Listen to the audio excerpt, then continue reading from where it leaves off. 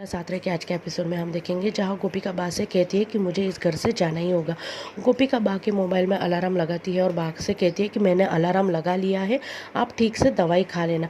और सक्षम जी जब भी ठंडा खाते हैं उनके गले में खराबी होती है तो आप उन्हें डांटना, और दोनों रोने लगते हैं। वही मिथिला गोपिका के कमरे में सारी चीज़ें देख लेती है और वहाँ से चली जाती है। गोपिका कमरे में आती है और अपने कमरे को अच्छी तरह से देखती है और बैग लेकर बाहर निकलती है।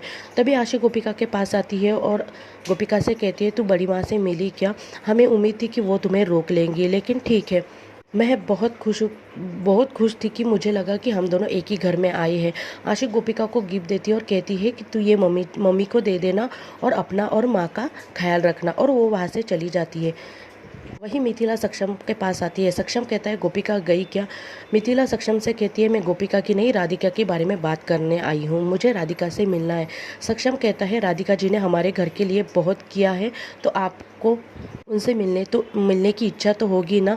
मिथिला सक्षम से कहती है, मैं तुमसे कुछ मांगना चाहती हूँ। वही आशी मामी जी को फ़ोन करती है। मामी जी घर में बर्तन घिस रही होती है। वो सोचती है कि इतनी बड़ी घर की बहू मिली थी, मैंने सोचा था कि मैं अब आराम से रहूँगी, लेकिन नहीं। तभी आशी फ़ोन करती है और मामी जी को सारी बात बता देती है। वो मामी जी से कहती है कि तुमने आज तक जितने भी बुरे कर्म किए हैं उसका फल गोपिका को मिल गया, और तुमने आज तक जितने भी व्रत नहीं किए होगी उसका भी फल आपको मिल गया है। गोपिका घर छोड़कर आपके पास आ रही है। मामी जी ये सुनकर बहुत खुश हो जाती है। आशी बताती है, मैंने गोपिका के हाथों में आपके लिए एक गिफ्ट भेजा है जो ज्वेलरी बॉक्स है। मामी जी ये सुनकर तो बहुत ही खुश हो जाती है। मामी जी सोचती है, मुझे मेरी नौकरानी मिल गई।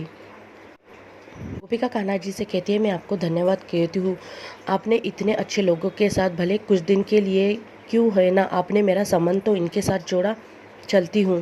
गोपिका जाते जाते गोपिका को अपनी शादी की सारी यादें याद आती है।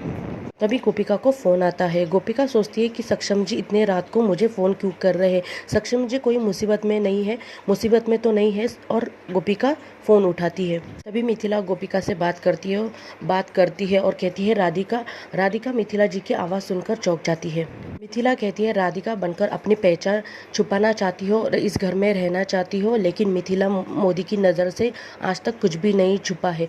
बोलो गोपिका, बोलो गोपिका। गोपिका पीछे मुड़कर देखती है तो मिथिला जी फ़ोन पर बात कर रही होती है। ऐसे कहती है कि मेरे मन में अनेक सवाल थे। पहला संदेह वो स्कार्फ जो बा ने उसे अपना बताया था। दूसरा संदेह जो कदमों के निशान बा के कमरे तक गए थे, लेकिन वो कदमों के निशान बा के नहीं थे। तीसरा सवाल, जब तुम जा रही थी तो बा इशारों में तुम्हें रोकना चाहती थी, लेकिन तुमने बा को कुछ कहने से रोक दिया। तुमने सभी परिवार वालों को बताया कि तुम राधिका हो, तो मुझे विश्वास हो गया। मेरी अंतर आत्मा ने कहा कि तुम ही राधिका हो, लेकिन मेरे पास कोई सबूत नहीं था, इसीलिए मैं अपने विश्वास को मोहर लगाने के लिए सक्षम के पास पहुंच गई और सक्षम से राधिका का नंबर मांगा। अब मुझे पूरी तरह से विश्वास है कि मेरी गोपिका बहू ही राधिका है। गोपिका रोने लगती है और कुछ कहना चाहती है, लेकिन मिथिला कहती है कि अपना उत्तर और अपना सामान लेकर अपने कमरे में जाओ। गोपिका कहती है, लेकिन मेरा तो कोई अपना कमरा है ही नहीं। मिथिला कहती है, अब भी तुम इस घर की बहू हो और सक्षम की धर्मपत्नी हो। सक्षम डिकरा का कमरा आज भी तुम्हारा है, इसीलिए लौट जाओ, मैं सक्षम से बात करूंगी। गोपिका मिथिला जी को सक्षम से बात करने के लिए रोकती है। तभी मिथिला मोदी कहती है कि तुम मिथिला मोदी को रोकोगी? गोपिका कहती है, अगर आप मेरी जान भी ले लेना तो मैं आपको नहीं रोकूंगी। मिथिला और गोपिका रोकर एक दूसरे के गले लगकर रोने लगते हैं। मिथिला कहती है, गलती मेरी है और मेरी गलती ये है कि मैं बहू बनाकर तुम्हें इस घर में लेकर आई। ये निर्णय मेरा था और मैंने अपने निर्णय पर ही अविश्वास दिखाया। तुमने अपनी पहचान छुपाकर इस घर की खुशी के बारे में सोचा, और मैंने ऐसी गुणी, निडर, संस्कारी, मासूम बहू पर ही सवाल उठाए। ऐसी गुणी बहू को दोबारा खोने की गलती मैं नहीं करूंगी। मिथिला गोपिका से कहती है, मैं हाथ जोड़कर तुमसे विनती करती हूँ कि तुम मत जाओ, इस घर में रुक जाओ। गोपिका मिथिला जी से कहती है, मैं अपने आप को बहुत ही भाग्यशाली मानती हूँ जो मुझे आप जैसा परिवार मिला, आप सबका साथ मिला, आपका विश्वास फिर से मैंने पाया, लेकिन जिस वजह से मेरा संबंध है वो कहीं खो गया है।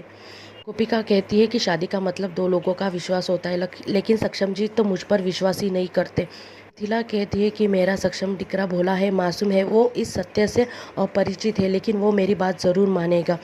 बस वो थोड़ा-सा ज़िद्दी है। तभी गोपिका कहती है तो थोड़ी ज़िद मुझे भी कर लेने दीजिए ना बाजी। जब मैंने आपको पहली बार देखा था तो मुझे आप में कान्हा जी दिखे थे। मुझे ऐसा लगता था कि कान्हा जी मेरे सामने है। कान्हा जी ने हर वक़्त अर्जुन का साथ दिया लेकिन शस्त्र नहीं उठाए क्योंकि वो लड़ाई अर्जुन की थी। इसीलिए ये लड़ाई मेरी है। तो इसे मुझे स्वयं ही लड़ना होगा।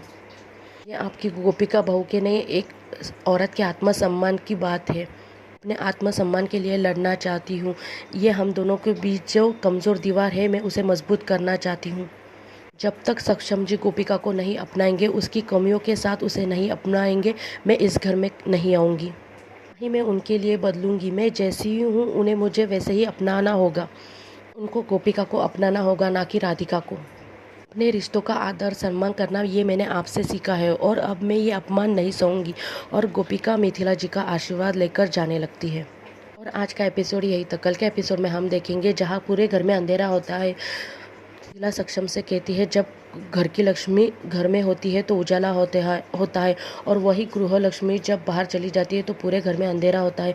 सक्षम मिथिला जी से कहता है लेकिन जिस लड़की ने धोखा दिया हो वो इस घर की लक्ष्मी कैसे हो सकती है। और आज का एपिसोड यही तक। धन्यवाद।